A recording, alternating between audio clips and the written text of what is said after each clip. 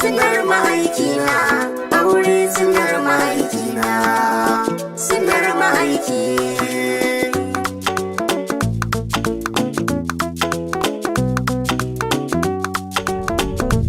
Maker Productions. Haƙuri shi ne abin nema, silata so ta sa aka yi aure. In an yi haƙuri kin ga zaman aure ba zai ji daɗi ba.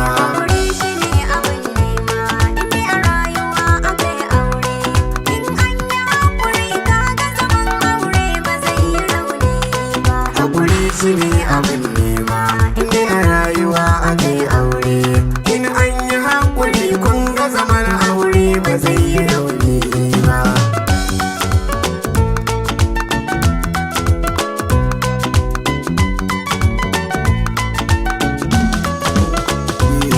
Ni da fari kai na sa Allah sarki mamallakin raina, wanda in ya sau a yau in zama gawa a gas a sa kaina.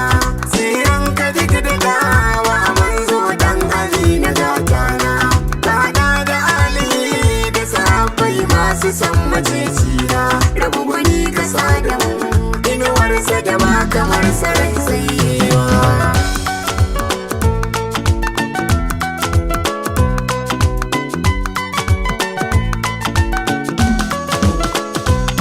A dan fasaha na yi nazari da tunani zan batu a kan aure, tunda kun ga mun sani manzo na dan hali ne aure. To kun ga dukkanin musulmi zai fi kyau yayo aure, in mun yi sai mu sa haƙuri a cikinsa don ya zama kyaure. Duk abin da babu kyau a cikinsa mu bar shi zai fi dacewa.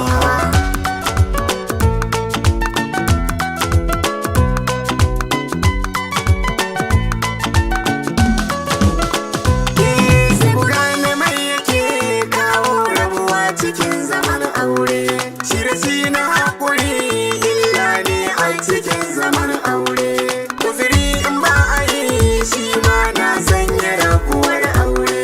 Sanar rashin kula da haƙin mata a cikin zaman aure. Mata maza muke kula, mu riƙe aure mu samu dacewa.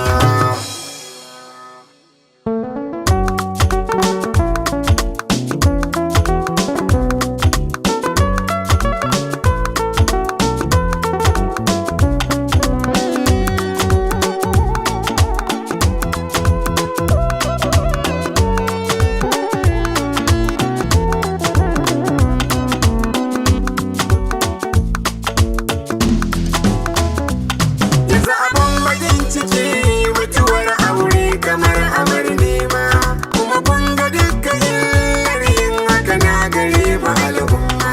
Tunda mun ji gaskiya mun dau ƙarya a dona alfarma.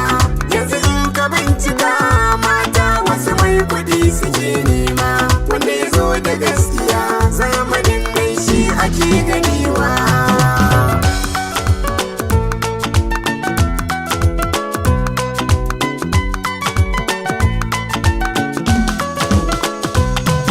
Abinda haƙuri bai baka bai rashin sabari ba, zai fi kyau mu aurata mu riƙe auren mu ba da wasa ba. Tunda dai cikin sakwai lada ba za ya zama abin ba, mutuwarsa babu daɗi kuma ba za ta zama abar so ba. Duka abinda babu kyau a cikinsa mu bar shi zai fi dacewa.